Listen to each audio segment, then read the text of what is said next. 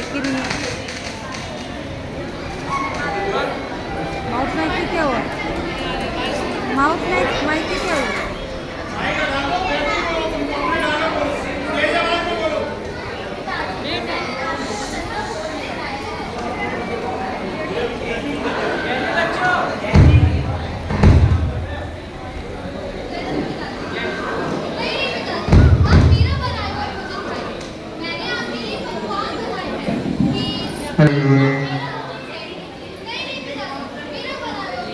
अच्छा ठीक हो आप दोनों भोजन यहीं रख दीजिए, हम यहीं भोजन करेंगे। ये ठीक रहेगा पिताजी।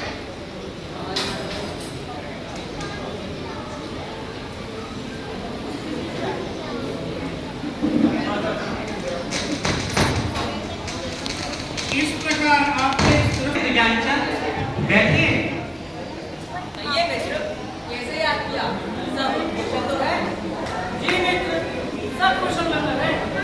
वीर प्रभु की असीम कृपा है मेरे परिवार पर। परंतु क्या मित्र, व्यापार संबंधी कोई समस्या? नहीं मित्र, व्यापार तो खूब कर लिया जिंदगी भर, ना जाने कितने बुरे बुरे कार्य करके कर्ज संचय किए हैं। अब तो बुढ़ापा आ चला है। इस गृहस्थ जीवन से मुक्त होना चाहता हूँ। मित्र, मेरा विचार स्पष्ट है। मैं अपनी सारी संपत्ति अपने दोनों पुत्रों में बराबर बराबर बांट देना चाहता हूँ, ताकि मेरे जाने के बाद मेरे पुत्रों में कदापि झगड़ा ना हो। हाँ मित्र, ये तो उचित रहे हो, परंतु अपनी सारी संपत्ति बांटने से पहले एक बार पुनः विचार कर लेना। पुनः विचार? ये तुम्हारा अभिप्राय क्या है मित्र? मेरा अभिप्राय ये है मित्र कि बुढ़ापे में पैसा ही सहारा होता है। मित्र, क्या तुम ये कहना चाहते हो कि बुढ़ापे में मेरे पुत्र बहू मेरी सेवा नहीं करेंगे? मेरी बहू तो मेरे भोजन का खूब ध्यान रखती है। नहीं मित्र, मेरे कहने का यह आशय कदापि नहीं था, किंतु मैंने अपने जीवन में ऐसे कई उदाहरण देखे हैं जिसमें बुढ़ापे में पैसा पास ना हो तो बच्चे माँ बाप को बोझ करने लगते हैं। नहीं नहीं मित्र, ऐसा तो कुछ नहीं है। मेरे पुत्र और बहू तो मेरी खूब सेवा करते हैं। मैं तो मेरे भोजन का भी पूरा ध्यान रखते हैं। बुढ़ापे में जब शरीर शिथिल हो जाता है उस समय पैसा ही काम आता है। अतः बुढ़ापा अच्छे से कटे, इसलिए हमें अपने पास कुछ धन बचा के रखना चाहिए। मित्र, इस बुढ़ापे में मुझे धन की नहीं, धर्म की आवश्यकता है। अच्छा मित्र, जैसी आपकी इच्छा। मैं बात तो आपको समझाना था। अच्छा चलता हूँ।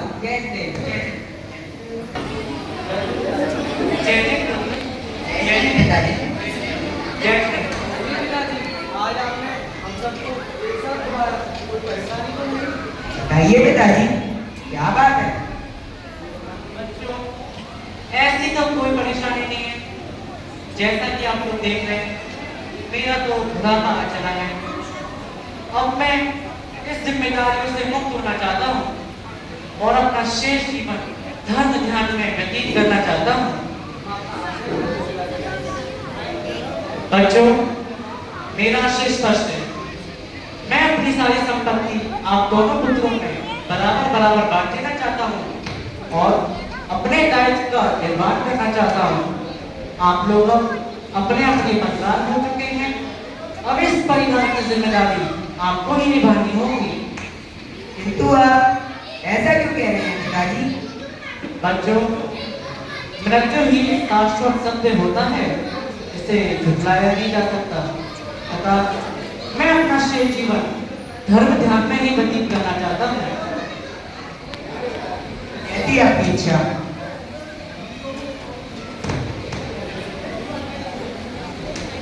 इस प्रकार सेठ ध्यानचंद अपनी सारी संपत्ति लीजिए। आपके इंतजार में किसी ने भोजन नहीं किया। नहीं नहीं पिताजी, आज तो आप मेरे साथ ही भोजन करिएगा। मेरी पत्नी ने आपके लिए आपका मनपसंद भोजन बनाया है। नहीं भाई, पिताजी तो मेरे साथ ही भोजन करेंगे। अच्छा ठहरो ठहरो, आप तो भोजन नहीं आइए, हम नहीं भोजन करेंगे।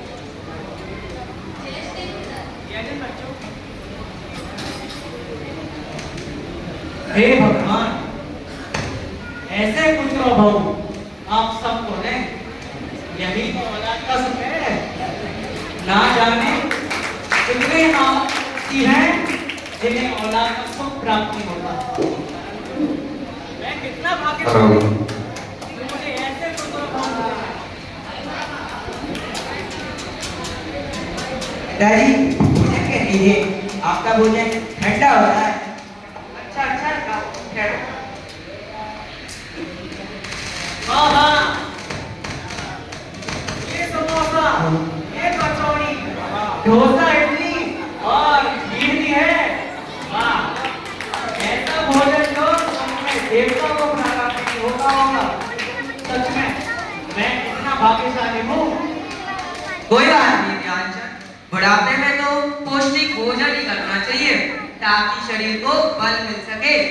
आइए मित्र ध्यानचंद, आप ही भोजन कर लीजिए।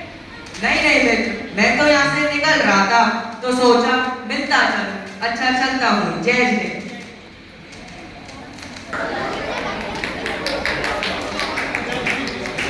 क्यों जी, आप पिताजी से कह क्यों नहीं देते कि मैं रोज अपना भोजन देवर जी की रानी कर दिया करें? बालिका सबको दोनों भाइयों को बराबर मिला है, तो तुम खाने की मना क्यों कर रही हो? बंटवारे का हिस्सा तो हमारा हक था। अब आगे जाके पिता की दौलत बेटों को ही तो मिलती है। इसका मतलब ये तो नहीं कि आपको उनका ठेका ही दे रखा हो। जिंदगी भर की सारी संपत्ति तो ले ली, यही तो भूल हो गई। नहीं नहीं, एक बुढ़ापे में पिताजी से मना नहीं कर सकता। तुम्हारी तुम देखो, मैं एक साल से मायके नहीं गई हूँ। पिताजी के भोजन की वजह से मैं तो चली मायके। आप पिताजी से कह देना कि मैं अपना भोजन सुबह करना घर में हूँ। मैं और अच्छा अच्छा ठीक है, ठहरो, पिताजी से बात करके बात करता हूँ। ये ठीक रहेगा। जो होना भूल गया हो, रोज ही तुम्हें लेकर आते हैं। सुनिए जी, आप पिताजी को अपने भोजन की व्यवस्था कहीं और कर लीजिए। मेरे ऊपर बच्चों की भी जिम्मेदारी है कि 10 बजे क्लासेस होती है और पिताजी को भी 10 बजे ही खाना चाहिए। मुझसे ये सब नहीं होगा। अरे अरे, तुम ये क्या कह रही हो? हम पिताजी को भोजन के लिए कैसे मना कर सकते हैं? हाँ हाँ, क्या खाना क्या होगा इस गैस का? जैसे खाना बनाने बहुत टाइम लगता है ना। वो सब मुझे नहीं पता, पर आप पिताजी से कह दिएगा कि मैं खाना नहीं बना सकती। वैसे भी पिताजी 10-10 रोटी खाते हैं, मुझसे ये सब नहीं होगा। अच्छा अच्छा, तुम नाराज ना हो, मैं पिताजी को किसी आश्रम में शिफ्ट कर दूंगा। ये ठीक रहेगा। जिंदगी भर की सारी संपत्ति ले ली, अब से ना बनेगा। पेट तो बैठा कर।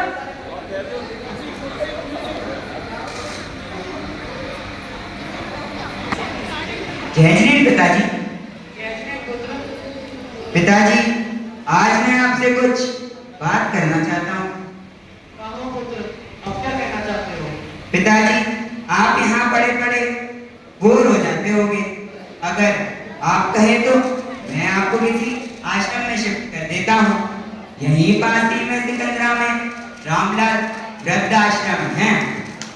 मैं कल वहाँ से गुजर रहा था, मैंने देखा वहाँ खाने पीने रहने सोने की काफी अच्छी व्यवस्था है।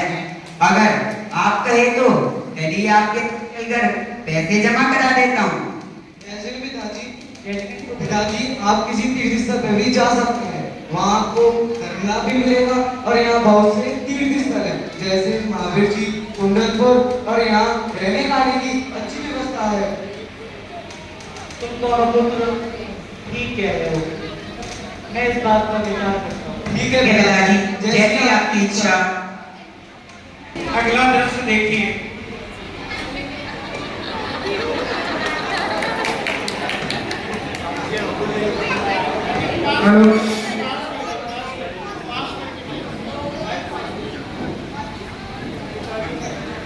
दादाजी दादाजी रात को बाकी खाना पहुंचा नहीं सकता।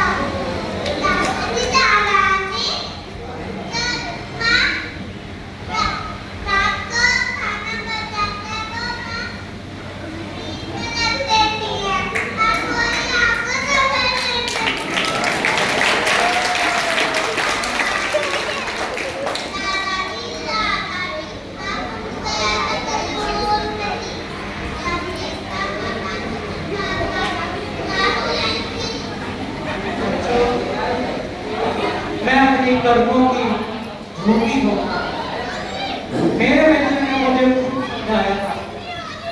परंतु मैंने उनकी एक न मानी और अब मुझे बहुत याद आ रहा है। तुम जाओ बच्चे, तुम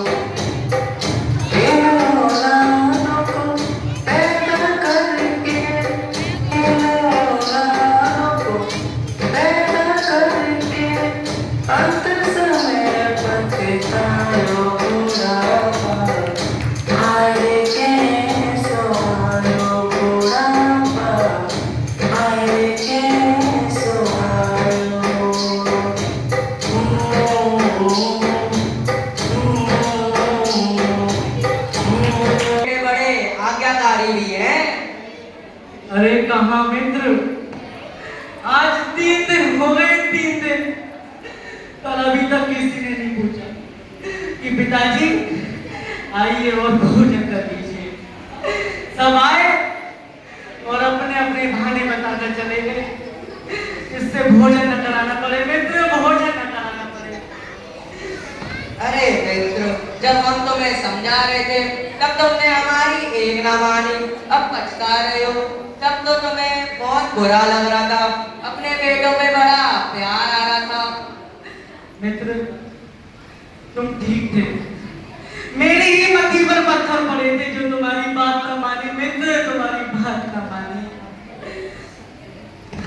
तुम तो कह रहे थे कि तुम्हारी बेटे और बहुएं बड़े आज्ञाकारी हैं, तुम्हारा खूब ध्यान रखते हैं। देखा, पैसे मिलते ही सब बदल गए। मित्र, तुम ठीक थे कि बुढ़ापे में धन पास ना हो तो बच्चे भी माँ बाप को बोझ समझने लगते हैं। मेरी अपनी औलादें, जिन्हें मैंने खून पसीने की कमाई से पाला पोसा बड़ा किया, अपनी जिंदगी भर की सारी संपत्ति दे दी, आज मुझे वही वृद्धाश्रम भेजने की बात कर रहे हैं मित्र, वृद्धाश्रम भेजने की बात कर रहे हैं। मैं क्या करूं मित्र? अरे मित्र, इतने परेशान मत हो, अभी भी कुछ नहीं बिगड़ा, अभी भी मेरे पास एक उपाय है।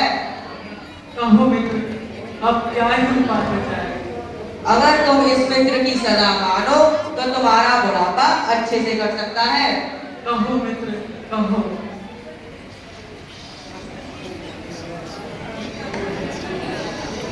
इस प्रकार रुको, नीचे बैठ। चाचा ठहरो, अभी दिखाता हूँ।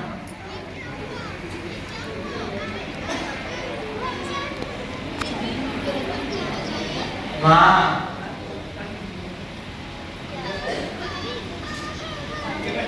अरे बैठो। 1 2 3 4 5 400। अरे नीचे बैठो। 500। अरे मैं तो भूल गया, अरे मैं तो भूल गया। दोनों लोग लेके आओ। माइक दे दे, माइक में माइक आ जाओ, आगे आ जाओ, बिल्कुल आगे आ जाओ, आ जाओ। बोलो, देखो देखो हमारे दादाजी के पास सोने के सिक्के आपके पास है। नहीं है।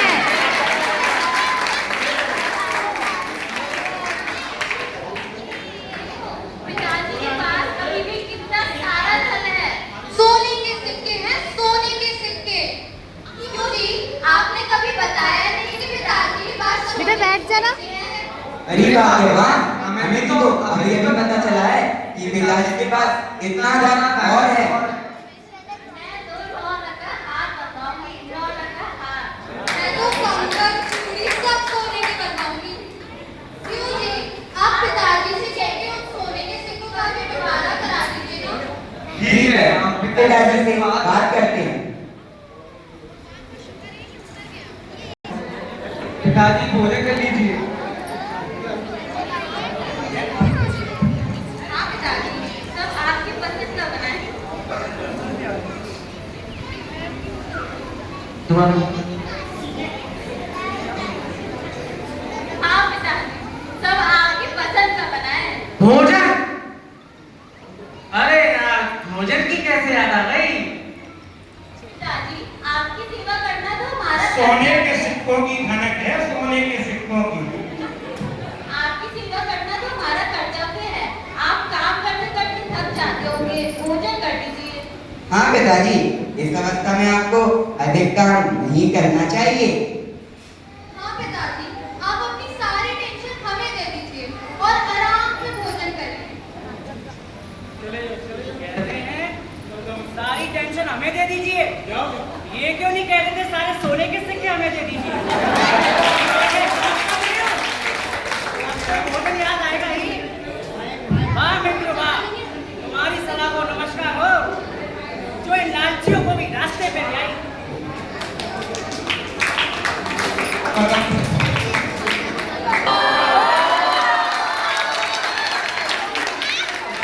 ये सोने के सिक्कों की चमक है, सोने के सिक्कों की। पिताजी हम आपकी बात करने आए हैं। अब बोल, क्या कहना चाहते हो? पिताजी, अब तो आप फूट चुके हैं और अब तो आप आए दिन चोरियों की घटनाएं भी सुनते रहते हैं। अतः क्या? पिताजी जब हम लोग घर पे नहीं होते हैं तो आपके जो सोने के सिक्के हैं उनका चोरी होने का भय बना रहेगा। बच्चों, इसलिए आप बस सोने के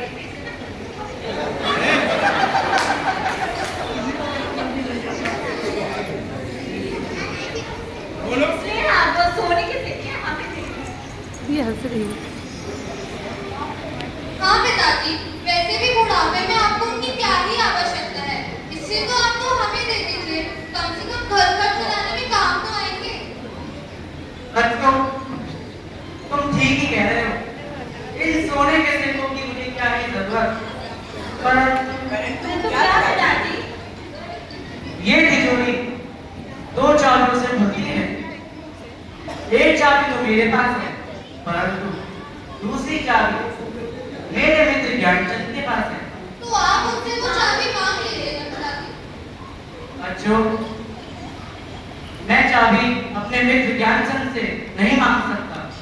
मैंने उससे वादा किया है कि ये तिजोरी मेरी मृत्यु के बाद ही खुलेगी और ये सोने के सिक्के आप लोगों को बांट दिए जाएंगे। जैसे आप। आज क्या हो रहा है? इतना पसीना आ रहा है, तबीयत भी ठीक नहीं लग रही। सीने में बहुत दर्द हो रहा है।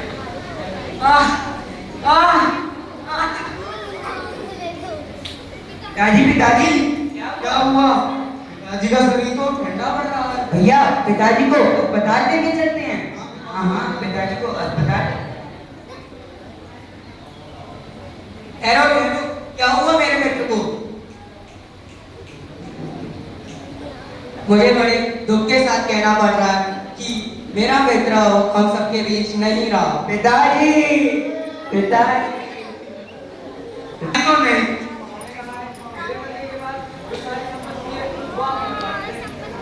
पिताजी ने कहा था इस तिजोरी की एक चाबी आपके पास है।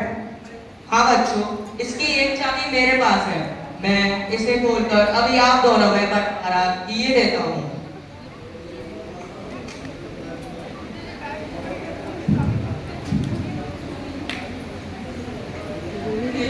ये सोने के सिक्के हैं। मैं आप दोनों में बराबर बराबर बांट के देता हूँ।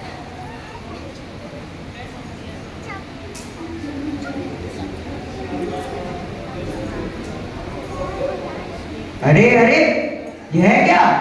पिताजी ने हमें मूर्ख बनाया। यह सोने के नहीं मिट्टी के सिक्के हैं, मिट्टी के। अरे हाँ, ये तो मिट्टी के सिक्के हैं, सोने के नहीं। पिताजी ने तो हमें मूर्ख बना दिया।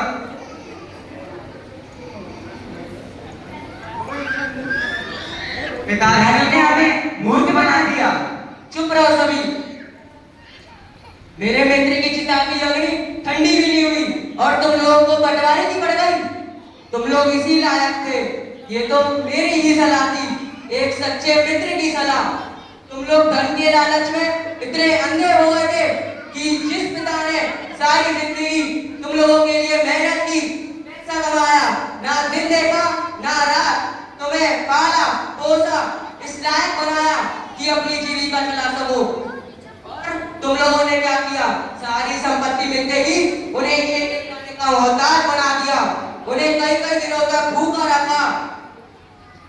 तुम्हें शर्म आनी चाहिए। माफ कर दीजिए, हमसे बहुत बड़ा अपराध हो गया। अपराधी तो मैं हूँ, मैं ही लालची थी। अगर मैंने अपने ससुर जी को अपने पिता की तरह माना होता तो मुझसे अपराध नहीं होता। हमें क्षमा कर दीजिए। पैसों के लालच में हमने पिताजी का कितना दिल दुखाया, उनका कितना अपमान किया। हमारा यह अपराध क्षमा योग्य नहीं। हमें माफ कर दीजिए। पैसों के लालच में हम भूल गए थे कि हमारे भी बच्चे हैं, और बच्चे तो वैसे भी बड़ों को देख के ही सीखते हैं। हमारा ये अपराध क्षमा योग्य नहीं है, पर हमें माफ कर दीजिए। हम सभी अपने पूरे परिवार के लिए आप सभी से क्षमा चाहते हैं।